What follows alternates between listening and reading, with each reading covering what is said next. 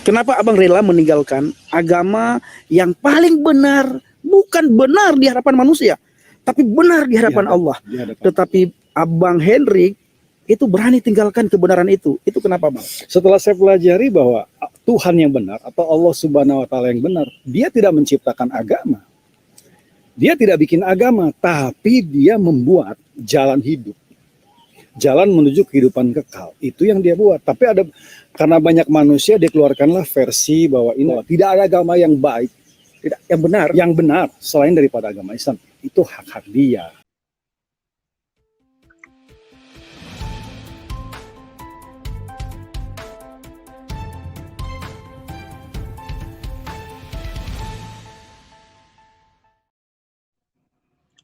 Assalamualaikum warahmatullahi wabarakatuh. Berjumpa lagi dengan HMC News ya, channel Portal Berita yang menyajikan informasi seputar dunia debat lintas agama yang tepat, cepat, akurat, dan terpercaya. Ya, di kesempatan ini saya ingin membahas sebuah konten ya, atau mereaksi sebuah konten yang saya lihat ya, yang saya temukan di YouTube, di mana judul konten ini ya luar biasa bombastis. Ya, ini sesuatu yang sangat ya wajar gitu kan. Karena kalau tidak dibuat bombastis, nggak laku channel ini. Ini channel milik Polemikus. Jadi kalau Polemikus ini, dia selalu harus membuat judul-judul yang bombastis, agar punya nilai jual. Karena kalau dia nggak bikin judul bombastis, dijamin kontennya itu tidak akan laku. Karena memang mereka ini hanya menjual kebohongan demi kebohongan. Ya, kalau nggak jual kebohongan, nggak akan bisa. Itulah polemikus ini. Dan ya karena judulnya bombastis dan ada menyinggung Islam, maka saya buka ya. Kalau dia cuman menjelaskan tentang keislamannya, ya nggak masalah gitu. Saya nggak akan peduli. Tetapi karena dia membahas Islam, ini membuat saya tergelitik ya. Membuat saya ingin melihat sebenarnya apa yang ingin disampaikan oleh mereka untuk mewakili teman-teman Muslim tentunya. Ya biar teman-teman Muslim nggak terkecoh, nggak apa-apa saya yang buka, saya yang lihat apa yang dia sampaikan, baru kita reaksi dan kita kabarkan kepada teman-teman semua ya. Jadi di sini ini adalah konten miliknya Effendi Usman, seorang murtadin dari Aceh yang terkenal karena maling kundangnya ya. Jadi dia disebut maling kundang bukan karena dia murtad, bukan karena dia beda iman dengan mamanya. Ini harus teman-teman garis bawahi ya. Karena sering dia ini berpura-pura sebagai korban, menggunakan jurus playing victim, seakan-akan umat muslim menyebut dia maling kundang hanya karena dia tidak mau kembali ke Islam. Itu salah besar. Jadi kenapa dia dipanggil maling kundang? Karena dia tega menelantarkan mamanya yang sedang sakit, pergi ke rumah sakit sendirian dengan saudaranya, ya tidak ada yang merawat mamanya di rumah sakit. Dia disebut maling kundang karena menelantarkan orang tuanya yang sakit. Bukan karena dia beda keyakinan. Kalau beda keyakinan itu satu hal yang ya wajar ya, hal yang lumrah lah, sering terjadi di dunia ini. Ibu sama anak beda keyakinan itu wajar. Tetapi kalau anak tidak berbakti dengan orang tua, menelantarkan orang tuanya, nah itu memang pantas disebut durhaka. Apalagi ini adalah ibu ya yang benar-benar membesarkan kamu dengan penuh kasih sayang, dan benar-benar sangat berjuang demi kamu. Bukan ibu yang kurang ajar, bukan ibu yang menelantarkan anaknya, tetapi ini anak yang menelantarkan ibunya yang sedang sakit. Jadi bagi teman-teman Kristen, silakan kalian cek ya. Kalau orang beda iman nggak masalah, tetapi kalau menelantarkan ibunya, menurut kalian apakah pantas? Kalian yang nilai sendiri ya. Jadi dia dipanggil maling kundang karena dia menelantarkan ibunya yang sedang sakit. Kalau nggak sakit juga, ya kita juga nggak akan teriak-teriak, kita nggak akan ngomong. Tapi ibunya masuk rumah sakit, tidak ada yang ngurusin, terakhir ditolongin oleh warga sekitar, oleh keluarga jauhnya, karena dia adalah anak satu-satunya ya. Selama ini Effendi Usman dan mamanya tinggal berdua saja, karena dia anak tunggal, anak satu-satunya.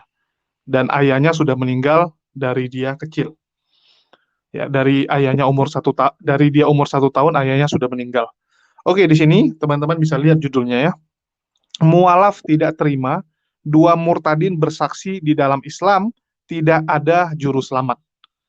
Dia bikin gambar-gambar dari beberapa orang ya, yang kita kenal sebagai mualaf. Ada beberapa orang, tentu saja yang paling terkenal yang di tengah, Ustadz Felix Xiao.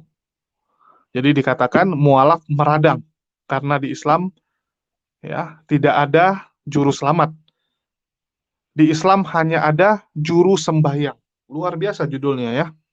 Entah kenapa yang namanya polemikus ini, kalau tidak membuat judul clickbait, tidak nyinggung Islam, tidak nyerang Islam, selalu tidak laku. Kalian bisa lihat ya. Entah kenapa, selalu Islam diserang oleh polemikus-polemikus. Ini bukan saya asal ngomong, ada buktinya. Terus nanti ada yang bilang, oh kamu sendiri, saya membahas polemikus, saya tidak membahas agama Kristen. Silakan kalian cek. Saya malah mengatakan, polemikus-polemikus inilah orang-orang yang memanfaatkan, orang-orang yang membuat nama Kristen rusak. Itulah dari dulu saya gaungkan teman-teman Kristen untuk menindak para polemikus ini. Untuk membereskan para polemikus ini, supaya apa? Supaya nama Kristen jangan tercoreng. Di sini yang jadi korban, bukan Islam kawan-kawan. Dengan dia buat konten-konten seperti itu, yang jadi korban adalah nama besar, nama baik kekristenan. Orang akan melihat, loh ternyata orang-orang yang punya jabatan ya di gereja, tingkah lakunya kok seperti itu. Contoh Saifuddin, contoh Kosman, ya, contoh Effendi Usman, contoh Pendeta Paul Jang. Ini kan orang-orang yang punya jabatan, punya status. Jadi yang malu tuh bukan kami, ya, yang dirugikan bukan Islam, tapi nama besar Kristen. Itulah saya menghimbau teman-teman ya, teman-teman dari Kristen, kita bergandengan tangan untuk melawan para polemikus-polemikus yang merusak toleransi di Indonesia. Karena yang namanya toleransi itu tidak bisa hanya dari pihak Muslim. Harus semua, ya, semua orang-orang yang ada di Indonesia, Islam, Kristen, Hindu, Buddha, ya, semuanya bergandengan tangan untuk menjaga kerukunan hidup beragama di Indonesia dan juga melawan orang-orang yang berniat ingin merusak kedamaian tersebut. Siapa saja orang tersebut? Ya, polemikus-polemikus salah satunya. Ya, kalian bisa lihat bagaimana isi konten-kontennya yang terus lompat pagar, terus menyerang agama lain. Dan saya harap ini jadi perhatian dari teman-teman, terutama teman-teman pendeta yang ingin menjaga kerukunan ya. Kalian bisa lihat sendiri, di sini saya tampilkan langsung konten-konten yang mereka buat. Konten-konten yang jelas-jelas itu offside kalau menurut saya. Ya, teman-teman bisa lihat ini channelnya, ya, Injil Habaget. Ya, mualaf tidak terima. Kita dengar dulu apa yang ingin dia sampaikan, biar kalian saksikan sendiri. Ya, biar ini jadi bukti nyata. Ini channelnya, saya nggak ngarang-ngarang ya. Ini linknya, jelas ini channel dari si Effendi Usman ini. Jadi kita tidak ngarang-ngarang seperti polemikus-polemikus seperti itu. Oke, kita dengarkan. Bapak Ibu, ketemu lagi dengan saya Evangelis Abraham Effendi Usman. Salam Murtadin, karena saya bersama dengan Murtadin yang tidak asing lagi. Silakan Bang, perkenalkan diri dengan. Shalom. Assalamualaikum semuanya, salam sejahtera dan sehat buat Anda. Sore hari ini kita ada di kebun ya, lagi santai nih dengan Bro Effendi. Benar. Nama saya singkat Henry. Kalau sastra Jerman artinya Henry itu pejantan yang baik. tapi Bang, banyak saya dengar di teman-teman, Anda ini dikatakan Bang Fendi mau ketemu siapa? Mau ketemu Bang Henry. Henry mana? Henry siapa? Abu Lahab ya? Nah, kenapa dikatakan Henry Abu Lahab? Wah, ini cerita lucu nih. Jadi Abu Lahab itu dijulukin dari seorang teman namanya almarhum Haris Sunarpo, karena saya adalah orang yang suka tergelitik ngelihat judul bacaan daripada Al-Quran. Lalu ada surat Quran 111, saya lihat apa nih? Abu Lahab gitu.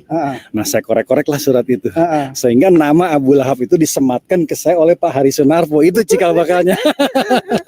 Tapi tingkah laku yang penting itu tingkah laku, jangan seperti Abu Lahab. Tidak seperti Abu Lahab. Oke, gitu. Bang, kita akan bertanya sedikit ya. Yang membuat Abang begitu yakin tentang kekristenan sehingga rela meninggalkan agama lama, rela meninggalkan iman, di mana iman tersebut yang sudah mendidik Bang Henry dari kecil, dari buayan sampai sampai dewasa, Bang. Kenapa suatu saat Abang bisa meninggalkan iman itu? Bisa ceritakan sebentar, sedikit aja Bang. Simple aja. Simple. Perkara kita percaya kepada Sang Pencipta yang tidak kita bisa lihat, itu adalah pergerakan roh kejiwaan di dalam seseorang. Iya. Jadi kalau roh kita nggak terkorek atau terbuka, kita nggak akan pernah bisa bersaksi tentang Tuhan yang begitu dekat. Iya. Terkadang kita mengatakan Tuhan meninggalkan kita. Padahal yang meninggalkan kita itu bukan Tuhan, tapi kita yang pergi. Iya. Nah, dia nggak pernah pergi. Iya. Nah, perjalanan singkat ya kalau bukan pekerjaan roh ya kayaknya nggak mungkin lah. Iya. Bisa mengenal bahwa ada yang namanya Tuhan yang tidak terlihat itu bisa dilihat dalam wujud manusia. Iya. Jadi sangat-sangat simpel, bukan karena kita digosok-gosok, diiming-imingkan ada duit gitu kan. Sarimi, dikasih perempuan, dikasih rumah, dikasih kerjaan, dikasih jabatan. Enggak sama sekali. Enggak sama Itu sekali. adalah kesaksian roh yang murni. Jadi kalau kita mengenal Tuhan tapi kita tidak punya kesaksian, pengalaman pribadi dengan Tuhan itu sendiri, kita bergerak seperti nggak punya power. Bukan nggak punya power, benar-benar nggak punya power. Kalaupun ada itu diada-adain, dan itu sangat menakutkan kehidupan. Iya. Jadi sejarahnya seperti itu. Iya. Bang, ada tidak ayat firman Tuhan yang membuat Bang Henry benar? Oke, teman-teman sudah dengar ya di awal. Jadi di sini Effendi Usman lah yang mencoba memancing temannya ini ya, yang nampaknya juga adalah murtadin, karena dia kasih judul mualaf tidak terima dua murtadin ya. Artinya temannya ini ya yang dia panggil Bang Hendrik ya, Bang Hendrik Abu Lahab ini juga adalah seorang murtadin. Kita belum tahu ya bagaimana kisahnya, tetapi dia bilang dia dipanggil Abu Lahab karena dia suka mengorek-ngorek Al-Qur'an, terutama di surat ya 111 tentang Al-Lahab.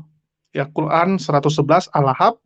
Dan ya, di sini saya ingin katakan, selama dia tidak menyerang Islam, ya kita nggak ada masalah. Kalau dia ingin bersaksi bahwa, harus mengalami hadirat Tuhan di dalam hidup kamu, baru kamu bisa mengerti. Ya itu urusan kalian, nggak ada masalah. Kalau kamu mau murtad, silakan murtad.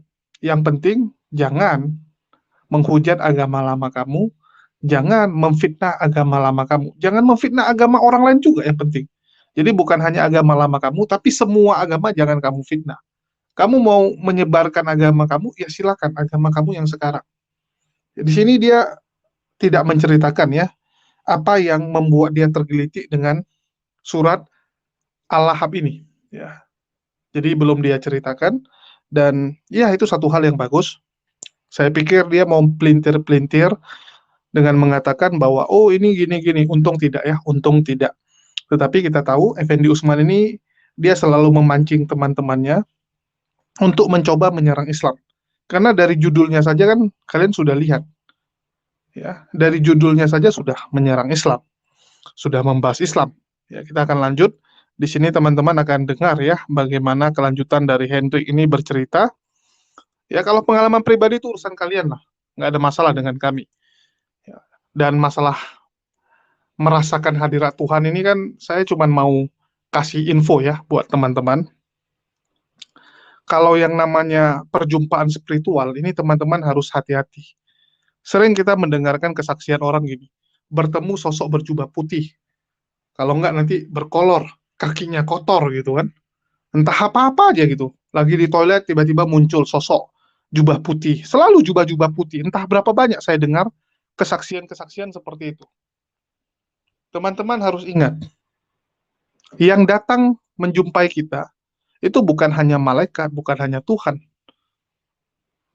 Roh jahat, setan, iblis pun bisa menjumpai kita. Jangan lupa, roh jahat itu bisa mengambil rupa malaikat dan menjumpai kita. Bisa menjebak kita. Jadi yang kita rasa itu adalah Tuhan, sebenarnya kita sedang digiring, sedang diarahkan untuk menyembah kepada setan. Ini yang harus hati-hati teman-teman. Jadi semuanya itu harus balik ke kitab suci. Harus balik ke ajaran kamu. Kita umat muslim. Ya. Yakinlah bahwa selama hidup kita, pasti kita akan terus digodain sama iblis. Jadi iblis itu menggoda kita bukan suruh kita membunuh, suruh kita merampok. Itu nggak usah diajarkan, kita sudah tahu, oh itu perbuatan yang nggak benar. Kita sudah tahu itu. Tetapi cara iblis adalah membujuk rayu kita, ya seakan-akan yang kita imani itu benar, padahal itu salah. Karena apa? Dosa paling besar yang dibuat oleh anak keturunan Adam, ya, yang bisa manusia buat itu bukan dosa merampok, dosa membunuh, enggak, dosa syirik. Syirik itu apa? Mensekutukan Allah. Itu dosa paling besar. Jadi kalau iblis mau dapat jackpot, mau dapat hadiah terbesar dari menggoda manusia, ya dia harus menggoda manusia agar menyembah kepada Tuhan yang salah. Itu target paling tinggi. Bukan menggoda manusia untuk membunuh, menggoda manusia untuk merampok. Itu kecil nilainya. Jadi bagi iblis pun nilainya itu kecil. Jadi mereka pun ada nilai-nilainya gitu. Dosa itu kan ada dosa yang sangat besar gitu. Dosa paling besar yang mensekutukan Allah. Jadi iblis tentu saja sangat fokus bagaimana membuat manusia ini agar menyembah kepada Tuhan yang salah. Bagaimana caranya? Ya manusia jangan sadar. Kalau manusianya sadar, ya sia-sia semua. Manusia akan kembali menyembah Tuhan yang benar. Jadi iblis ini akan menggunakan segala cara. Kalau kamu gila dengan harta, dia akan bujuk rayu kamu dengan harta. Kamu pergi pesugihan, dibuat kamu kaya raya. Tujuannya apa? Supaya kamu mensekutukan Tuhan. Kamu malas sholat. Ya, kamu malas sholat, kamu malas menjalankan ya syariat Islam, maka iblis akan membujuk kamu dengan ajaran-ajaran yang lain. Ajaran-ajaran yang gampang. Oh di Islam ribet, ini itu diatur, udah ini aja. Dibuatlah seakan-akan bahwa ajaran itu benar. Ajaran itu lebih simpel. Tuhannya benar, Tuhannya punya kuasa. Diperlihatkan sama kamu, ada kesaktian, ada mukjizat. Tujuannya apa? Supaya kamu terpengaruh. Supaya kamu menyembah kepada Tuhan yang salah. Ya, ada orang mungkin dengan cara uang, ada orang dengan cara, yaitu dikasih penglihatan. Karena dia penasaran gitu kan. Kan ada orang seperti itu. Selama ini dia pengen berjumpa dengan Tuhan. Kalau nggak minta kepada Tuhan, kirimkanlah tanda-tanda, kirimkan malaikat. Kasih saya bermimpi bertemu malaikat, supaya tahu bahwa agama ini yang benar. Artinya apa? Sudah ada keraguan di dalam hatinya. Sehingga dia membuat persyaratan seperti itu. Sering kita mendengar ya, kesaksian-kesaksian murtadin, mereka ragu dengan Allah, sehingga dia nanya, oh kalau benar Tuhan yang itu yang benar, Tuhan kawan saya itu yang benar, tolong jumpai saya. Ya dengan senang hati dijumpai. Ya langsung setan bilang, yes, dapat.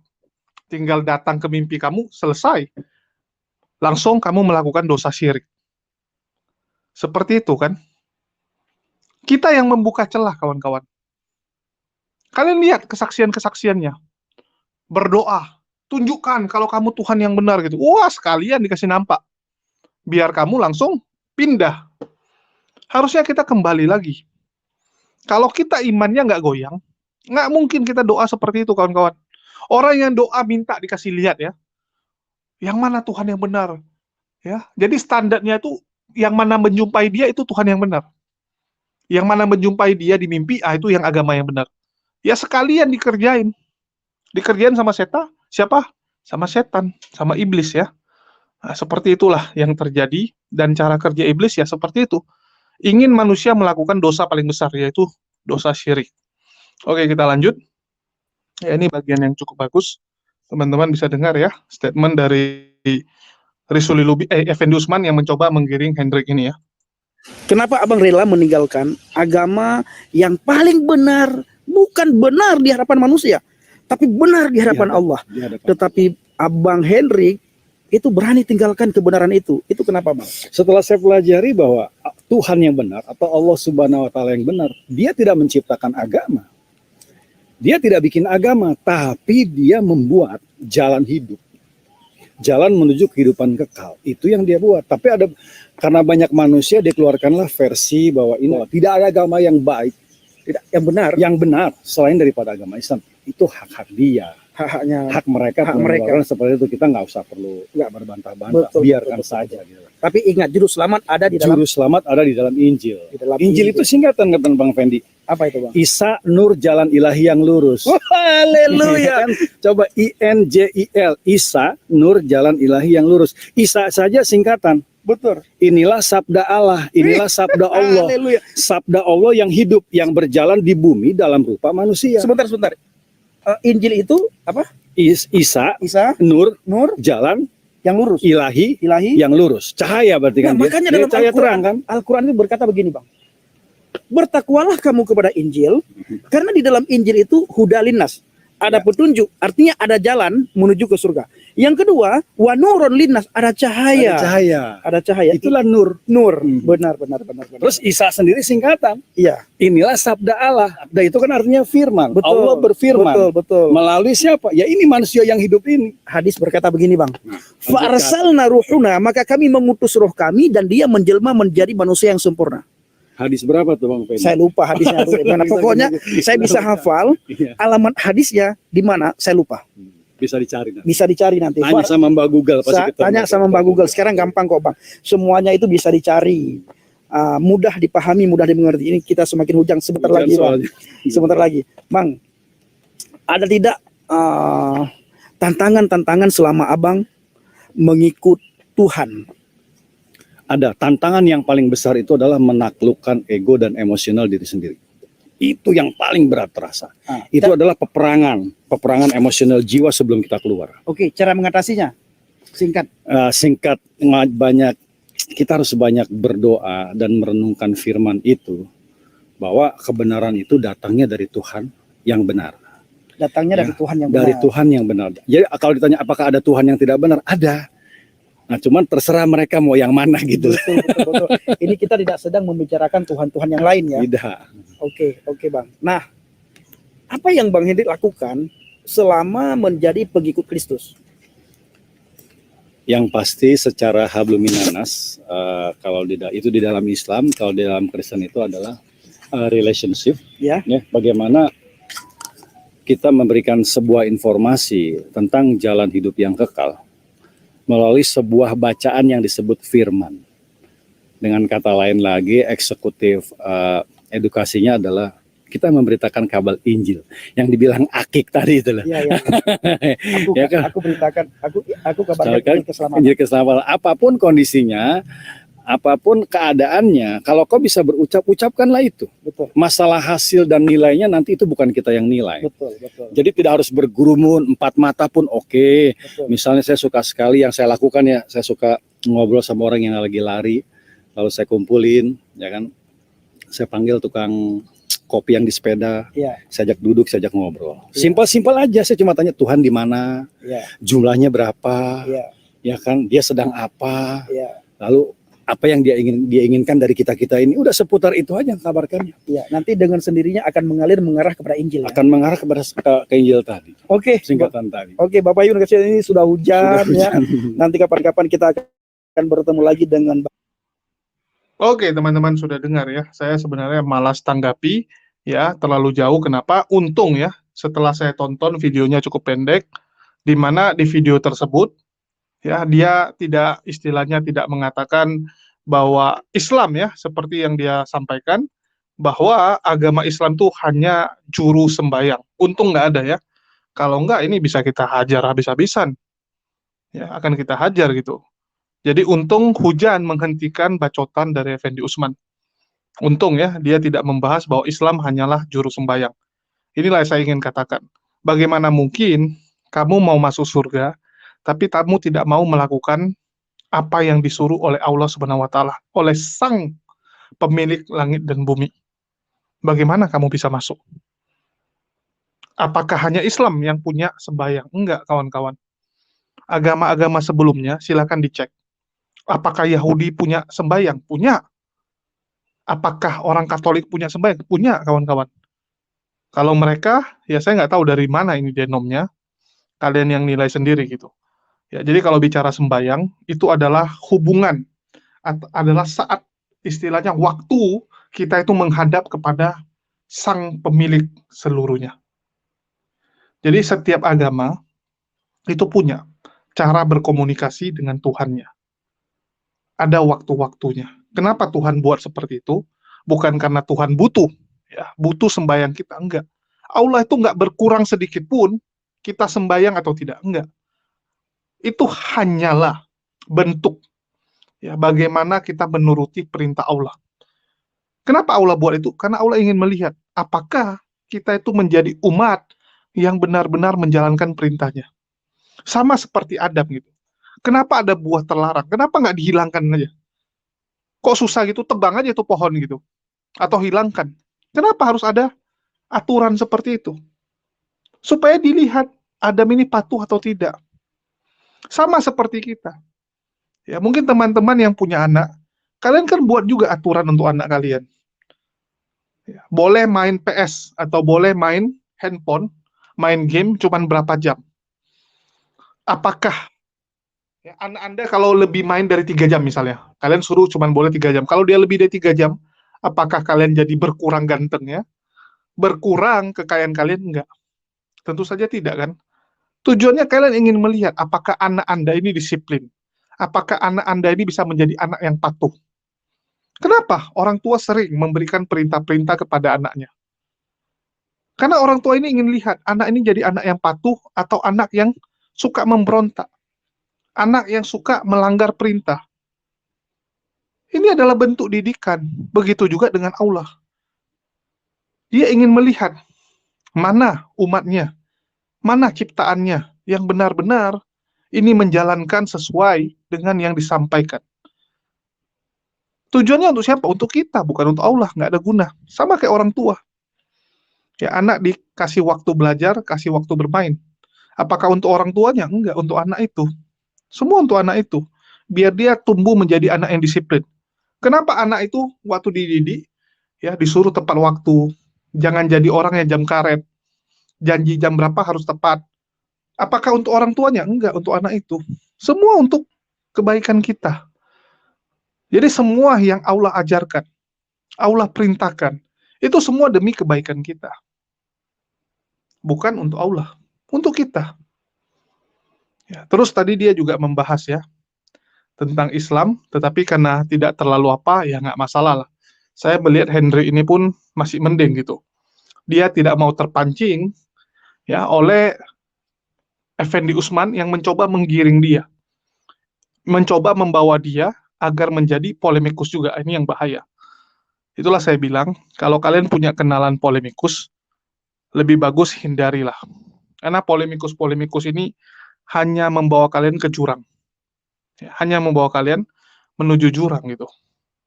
Terus tadi ada statement ya, bahwa ada Tuhan yang nggak benar ya. Saya setuju gitu.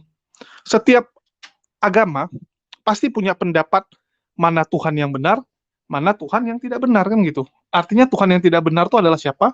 Adalah iblis yang menyamar menjadi Tuhan. Kenapa iblis menyamar jadi Tuhan? Karena iblis ingin disembah. Ya, kalian bisa lihat dari dulu iblis itu keinginannya disembah oleh anak cucu Adam. Jadi memang ada yang seperti itu. Banyak ya. Karena Tuhan yang benar cuma satu, sisanya yang nggak benar gitu. Terus kalau tadi dia bilang, ya, agama bukan dibuat oleh Tuhan. Tulisan agama, arti agama itu dibuat manusia. Tuhan menciptakan aturan. Ya, yang Tuhan ciptakan itu aturan. Allah itu menciptakan aturan. Bukan menciptakan tulisan agama gitu, enggak. Ya, jadi jelas dulu gitu. Apakah Allah menciptakan agama? Ya enggak, kawan-kawan. Ini kalian harus tahu dulu. Ya, Allah itu menciptakan yang namanya din. Ya, apa itu din? Din itu adalah tunduk. Ya, tunduk kepada Allah. Jadi bukan menciptakan harus namanya agama atau yang seperti kita pikirkan sekarang, enggak.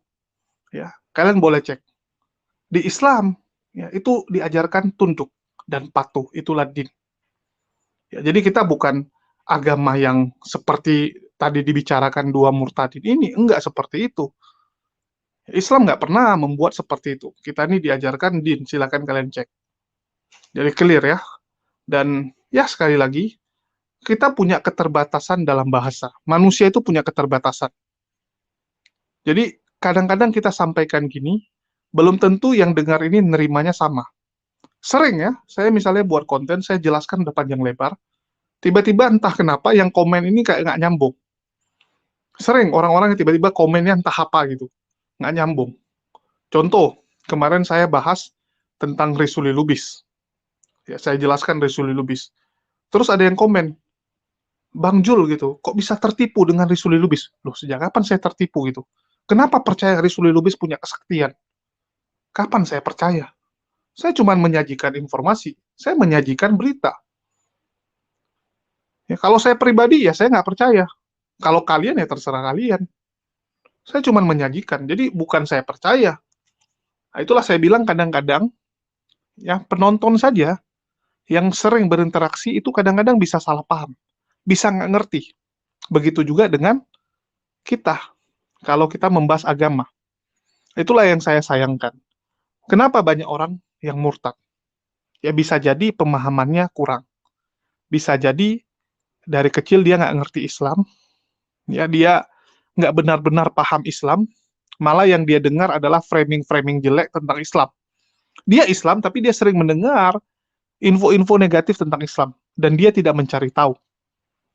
Dia nggak ingin tahu gitu kan, sebenarnya ajarannya seperti apa, apa benar itu fitnah-fitnah di luar. Malah dia telan mentah-mentah.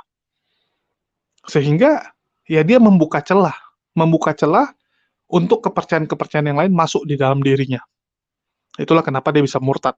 Terlepas nanti ada juga ya yang murtad karena uang, karena wanita, dan sebagainya. Tapi kan masing-masing punya inilah bagiannya ya.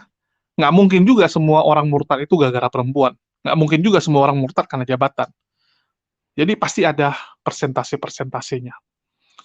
Kalau dua orang ini masuk yang mana ya saya nggak tahu. Mereka sendirilah yang tahu. Ya mereka tuh murtad karena apa? Apakah karena pribadinya belajar? Ya, apakah karena uang? Karena wanita? Atau karena apa? Ya mereka lah yang tahu. Ya, jadi kembali lagi, saya menghimbau nih teman-teman muslim. Kalau memang ada keraguan-raguan, ya misalnya kalian sering mendengar framing-framing, fitnahan-fitnahan kepada Islam, apalagi konten-konten yang suka memelintir Al-Quran dan hadis, sehingga di otak kalian tuh sudah mulai tertanam gitu, bahwa oh Islam salah, oh Islam seperti ini. Jangan kalian tiba-tiba malah berdoa ya, wah kalau memang Islam salah, tunjukkan gitu kan, mimpikan saya gitu. Disambut kalian nanti kawan-kawan. Saya berani jamin, disambut nanti kalian. Kalau kalian ragu ya tentang Islam, kalian tanya kepada yang ngerti. Jangan malah kalian minta sama yang roh-roh halus gitu, yang supranatural. Hancur kalian kawan-kawan. Jadi kalau mulai ada keraguan, cari tahu kebenaran. Silakan nonton konten-konten yang membahas keraguan kalian. Jangan malah kalian berdoa, wah jumpailah saya malam-malam gitu. Wah saya tidur nanti dijumpai gitu. Nah, itu jangan. Itu kalian yang membuka celah untuk makhluk-makhluk yang kita nggak kenal, makhluk-makhluk yang kita nggak tahu, yang di luar kapasitas kita untuk hadir dalam hidup kalian. Bahaya itu. Jadi saya menghimbau teman-teman untuk menghindari yang gituan ya. Jangan coba-coba. Ya, don't try this at home itu bahaya. Nanti benaran dijumpai kalian langsung goyang gitu kan. Wah, ternyata yang benar sana gitu. Jangan. Tunjukkan bahwa kita ini orang beriman, kawan-kawan. Walaupun mungkin iman kalian kadang-kadang bisa goyang. Itu wajar. Manusia tuh naik turun. Imannya pun naik turun. Ada di satu titik kita akan lagi sangat lemah gitu. Ya, kita lagi sangat lemah. Itu wajar gitu. Tapi ya kembali lagi, sebagai seorang muslimah, ya, kita tuh harusnya malah nanya kepada guru kita. Bukan kalian malah minta sama gaib-gaib itu. Nah, itu yang ingin saya sampaikan ya, sehingga saya harap tidak ada lagi orang-orang murtad gara-gara berjumpa dengan jubah putih, ya, atau enggak gondrong, atau enggak apalah gitu kan, kakinya kotor gitu. Aduh, yang gitu-gituan ampun lah. Ya, belum lagi nanti ada yang jumpanya di bus, di toilet, di atas Ka'bah gitu. Aduh, jangan gitu ya. Jadi benar-benar kalian tuh jangan membuka celah untuk hal-hal mistik itu masuk dalam diri kalian. Jangan. Bahaya. Oke, mungkin itu saja yang bisa saya sampaikan. Ya, jadi di sini konten yang kita bahas ini, judulnya dan thumbnailnya saja yang jahat. Isi dalamnya agak mending, ya. Cuman thumbnail dan judulnya yang jahat. Itu saja yang bisa saya sampaikan. Dan saya cuman membuat judul sebagai kebalikan, ya. Jadi kalau ada yang tersinggung, mohon maaf. Saya cuman membalikkan apa yang dia tulis. Mungkin itu saja yang bisa saya sampaikan. Makasih buat teman-teman semua yang mendukung pekerjaan kami, yang memang setiap hari ini makin berat, ya. Jujur, makin hari makin berat, tapi berkat doa dan dukungan kalian, kami masih sanggup untuk menjalani ini. Makasih buat semuanya, dan di akhir kata saya ucapkan, wassalamualaikum warahmatullahi wabarakatuh. Sampai jumpa di konten-konten kita berikutnya.